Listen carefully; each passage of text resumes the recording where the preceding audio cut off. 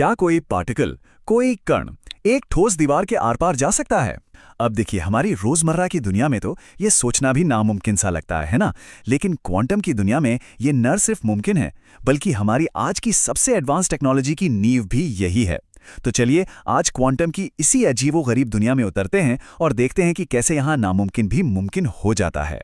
आज की इस चर्चा में हम क्या-क्या देखने वाले हैं। देखिए, हम एक बहुत ही सीधे-साधे सवाल से शुरू करेंगे, फिर क्वांटम के उस अजीब से समाधान को समझेंगे।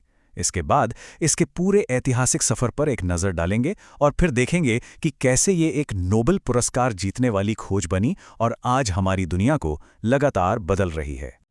तो हमारा पहला पड़ाव है एक ऐसी पहेली जो हमारे रोज के अनुभव और जो कुछ भी हम अपने आसपास देखते हैं उसके सारे नियमों को तोड़ देती है। जरा सोचिए, अगर कोई एक दीवार की तरफ एक गेंद फेंके तो क्या होगा? वो या तो रुक जाएगी या फिर टकराकर वापस आ जाएगी। सही है, वो गेंद कभी भी दीवार के पार नहीं जाएगी। लेकिन सवाल ये है कि क्या क्वांटम की छोटी सी दुनिया में भी यही नियम लागू होता है? तो इस पहेली का जवाब क्वांटम दुनिया के सबसे अजीब, सबसे हैरान करने वाले नियमों में से एक में छिपा है और उसका नाम है क्वांटम टनलिंग। ये एक ऐसी घटना है जो फिजिक्स की हमारी पूरी समझ को ही एक तरह से चुनौती देती है। अच्छा, इसे बिल्कुल सीधी सादी भाषा में समझते हैं। क्वांटम टनलिंग का मतलब है कि एक कण किसी ऐसी दीवार को पार कर सकता है जिसे पार करने की एनर्जी, मतलब ऊर्जा, उसके पास है ही नहीं। ये कुछ ऐसा है मानो वो कण दीवार में से एक सुरंग बनाकर दूसरी तरफ निकल गया हो। और कमाल की बात यह है कि उसने दीवार को तोड़ा भी नहीं। लेकिन सवाल यह है कि भाई ऐसा होता कैसे है? इसका सारा राज छिपा है क्वांटम पार्टिकल्स के दोहरे व्यवहार में। देखिए, वे सिर्फ कोई ठोस चीज नहीं है, बल्कि वो तरंगों या वेव्स की तरह भी फैले होते हैं। और किसी भी वेव का थोड़ा सा हिस्सा हमेशा दीवार के दूसरी तरफ, कह सकते हैं कि, रिस सकता है। अगर ऐसा हुआ तो इस बात की एक बहुत छोटी सी लेकिन एक असली संभावना बन जाती है कि वो कण अचानक से दीवार के उस पार प्रकट हो जाए। अब देखिए, इतने अजीब आइडिया को हकीकत मानने में वैज्ञानिकों को भी दशकों लग गए। ये पूरी कहानी एक साइंटिफिक जासूसी की तरह है, जिसमें हर नई खोज ने इस पहेली का एक और टुकड़ा हमारे सामने रखा।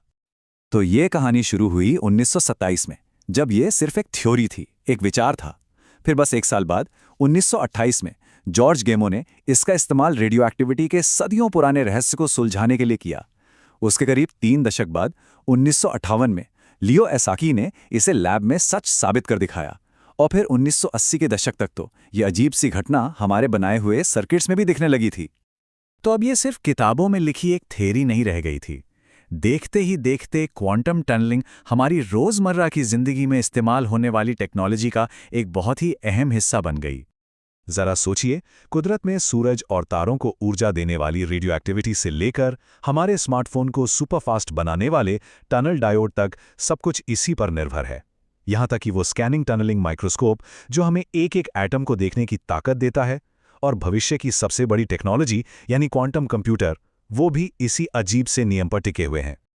और इस खोज का महत्व इतना बड़ा था, इतना ज्यादा था कि इसे फिजिक्स के सबसे बड़े सम्मान यानी नोबेल पुरस्कार से भी नवाजा गया। इस पुरस्कार ने दशकों की इस रिसर्च को एक नई पहचान दी। और ये पुरस्कार सिर्फ किसी थ्योरी को कंफर्म करने के लिए नहीं था। ये इस बात का ऐलान था कि क्वांटम दुनिया के नियम हमारी सोची समझी सीमाओं से कहीं ज्यादा बड़े और प्रभावशाली हैं। ये सम्मान 3 दूरदर्शी वैज्ञानिकों को मिला, जॉन क्लार्क, मिशेल डेवोरे और जॉन मार्टिनेस। इन तीनों के काम ने मिलकर ये दिखाया कि क्वांटम का ये जादू सिर्फ उन एटम्स तक सीमित नहीं है जिन्हें हम देख नहीं सकते, बल्कि ये उन सर्किट्स में भी काम करता है जिन्हें हम अपनी आंखों से देख सकते हैं। उनकी उपलब्धि सच में असाधारण थी। उन्होंने क्या किया? उन्होंने क्वांटम टनलिंग को एक बड़े, इंसानों के बनाए हुए इलेक्ट्रिक सर्किट्स में होते हुए दिखाया। विज्ञान की दुनिया में ये एक बहुत बड़ी छलांग थी। इसका मतलब क्या है? इसका सीधा मतलब यह है कि क्वांटम का ये अजीबिया व्यवहार सिर्फ एटम की दुनिया तक ही सीमित नहीं है।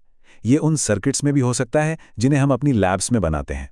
और यही खोज क्वांटम कंप्यूटरों को हकीकत बनाने की असली चाबी है, क्योंकि ये हमें ऐसे बड़े और स्टेबल सिस्टम बनाने की इजाज़त देता है जो क्वांटम नियमों का पालन कर सकें। तो इस पूरी कहानी से हमें आखिर क्या समझना चाहिए? ये सब क्यों मायने रखता है? तो हमने क्या सीखा? पहली बात, क्वांटम टनलिंग कोई जादू नहीं, बल्कि क्वांटम फिजिक्स का एक बुनियादी नियम है। दूसरी बात, इसी नियम ने हमें रेडियो एक्टिविटी का वो रहस्य समझाया जो सालों से पहेली बना हुआ था। तीसरी और सबसे जरूरी बात, यही नियम आज क्वांटम कंप्यूटिंग की क्रांति की नींव रख रहा है। और आखिर में नोबेल पुरस्कार ने यह पक्का कर दिया कि इसका असर हमारी कल्पना से कहीं ज्यादा बड़ा है। देखिए, क्वांटम टनलिंग ने हमें दिखाया कि जो असंभव लगता है वो हकीकत हो सकता है, और ये हमें ये सोचने पर मजबूर करता है कि क्वांटम दुनिया के अभी और कौन-कौन से छिपे हुए रहस्य हैं जो भविष्य में हमारी तकनीक और हमारी समझ को पूरी तरह से बदल कर रख सकते हैं।